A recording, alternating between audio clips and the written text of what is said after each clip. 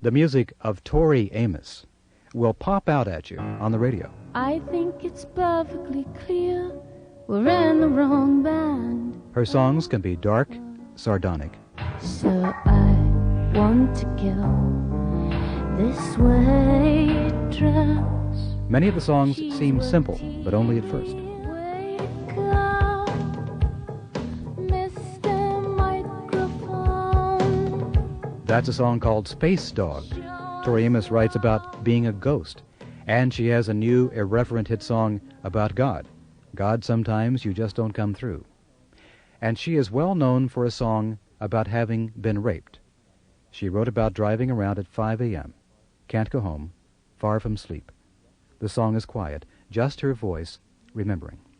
Was me and a gun and a man on my back, and I sang, holy, holy, as he buttoned down his pants. You can laugh, it's kind of funny, the things you think. She still performs this song in concert, and she's working to help set up a nationwide Rape Crisis 800 number, especially for young people. She has their attention. Her videos are on MTV. Her latest CD has sold 1 million copies. We talked with Tori Amos here in our studio, talked about her songs and about her piano playing and her childhood. She's the daughter of a Methodist minister. Do you ever find that chords from the Methodist hymnal are coming into your music, and if so, do you try to get rid of them, or do you try to embrace them? What happens? Funny you say that. I try and avoid them. Sometimes there are moments where it really works, like one of my favorite ones was the Church's One Foundation, that one. It goes, from heaven he came and sought her to be his only bride. With his own love he bought her, and for her life he died. But what I do is I put fifths in the bottom, more of an ancient approach. I do a fifth thing, and I always change it. I leave thirds out of my work a lot. So even though the hymns, a lot of those Methodist hymns come from, I think, a bit more of a folk tradition, and then I try and mess with them a bit. But for the most part, I try and avoid them. Could you demonstrate just a bit of what you do with that chord progression?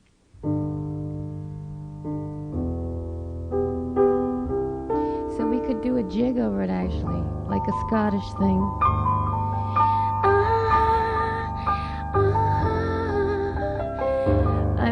I'm usually always trying to be a bagpipe, I think. There's something... So even if I'm playing a hymn, or one of my own, or, oh, beautiful for spacious skies, yeah. I'm always walking in the heather, I think, up there, with my claymore. Scottish background at all? Part Scottish, part Cherokee. Cherokee. Do you know where your folks came from? Southern part of Scotland, and then they went down into the Appalachian Mountains, settled. My father's side and my mother's side, they were all in the Smokies. And with a Trail of Tears, my great-great-grandmother hid in the Smokies to avoid the Trail of Tears, and then became a slave. They were taking him all out to Oklahoma. Yeah. And then she became a slave to a plantation owner. He fell in love with her and married her. And that's where the line comes down from. Wow. So the earliest music that you heard would have been Methodist church music, but Yeah. you started playing at 2 years old. 2.5. 2.5? That's what my mom says. How does that... Do you understand what playing by ear really is? How you were able to just get up on a piano stool and play? Do you understand what that is? I understand that this was like SpaghettiOs. I understand that this was the yummiest feeling there was, that you crawl up and you make friends with the sound. And when you went to conservatory, then did that interfere with the way you heard music? I was accepted to Peabody when I was 5, and the whole idea was to get me to read. The problem with getting me to read was it was so frustrating because they started me on hot cross buns, and I could play scores of musicals by then. So when you can play, Rodgers and Hart or Gershwin by ear, maybe not perfect, but you get the gist of Summertime, then you're going, hang on a minute, from Summertime to hot cross buns is a far cry. You're not saying SpaghettiOs anymore. It's not yummy anymore. There are 12 people doing this. As I'm walking down the hall, why do I want to be the 13th? I want to create my own things. Mm-hmm. Mm-hmm. You said in one interview in Rolling Stone, I believe, that you are, to the effect that you're far more adventurous at the piano than you are in real life. Can you separate the piano from your life now at all? I mean, what happens at the piano that doesn't happen to you out in the world? I don't feel guilty when I'm at the piano. There's no guilt. So I have a whole nother world that's going on that's very real to me, that I do understand when I'm back in my hotel room, that this world that I'm creating at the piano, whether I'm writing things about people that I've just met or run into, when I run into them again, say, I don't know, at dinner, I'm not really having certain relationships with them that I'm having at the piano, that I'm creating. But at the piano, all this is existing, and she and I are totally cohorts. We know exactly what we're creating, and this world is very real to us. It's very real. But nobody else kind of acknowledges it, except when I'm on stage, because that's like fantasy land for everybody. But it's just the opposite to me. Real life is really when I'm playing, and then when I'm off, I'm just waiting to do the next gig. Could it be any other instrument than the piano? No. Why? The thing about this instrument is it's orchestral, really. It's very much a warm, living, breathing woman to me. It's very female. She's my best friend. I sit and talk to her, curl up around her sometimes. It's a real being to me. Could you be happy with a digital piano in any way? No, of course not. There's no sustain. This is the biggest part of my sound, is that. The right pedal there. Yeah. This is the biggest part of everything I do. I play the sustain like it's a whole nother instrument. Whether I hold this for the whole tune.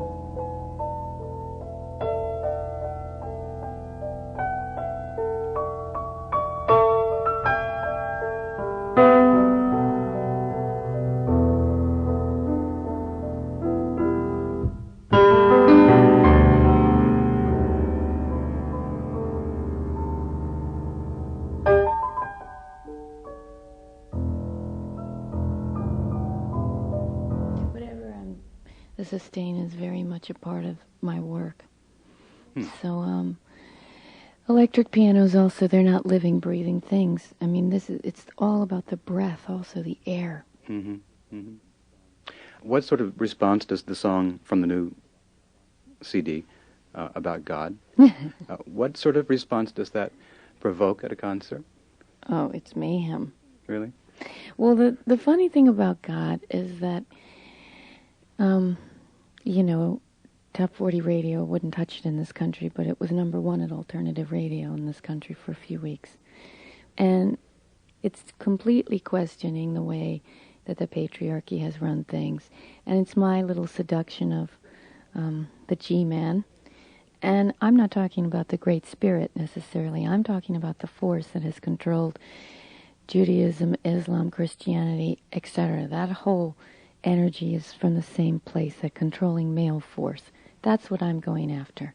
And so when I say, come on, babe, I think you need to come over and put your feet up, and basically you need a babe. And I'm not busy this week. So I wanted this tribal rhythm. I started this whole song at the Pueblo in New Mexico. And so I wanted those primal drums going. God, sometimes you just don't come through. but sometimes you just don't come through, babe. Do you need a woman to look after you? But sometimes you just don't come through, yes.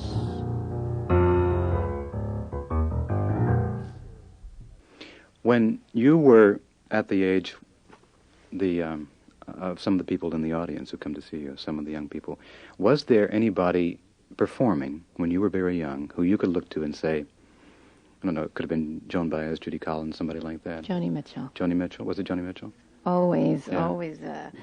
Kiss of you, darling, I would still be on my feet. I would still be on my feet. Well, I could drink a case of you, darling, I'll still be on my feet. I would still be on my feet.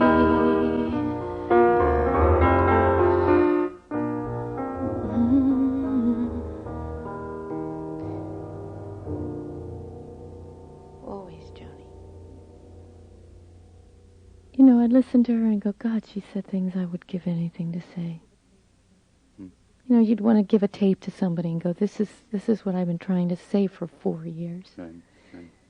Did you go see her? Never saw her. Never saw her. Ever talked to her? Never talked to her. Would you play and sing just a bit of Happy Phantom? Ah!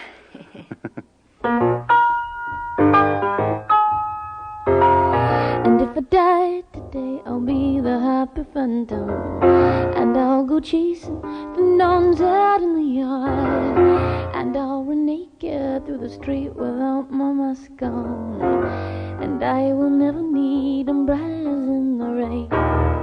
I'll wake up in strawberry fields every day, and the atrocities of school I can't forgive. The happy phantom has no right to bitch. Woo-hoo, the time is getting closer. Woo-hoo, time to be a ghost. Woo-hoo, day we're getting closer. The sun is getting dim. Will I pay for who I've been? Yeah. It's just a simple ghost story. Yeah. Singer-songwriter Tori Amos, her newest recording is Under the Pink.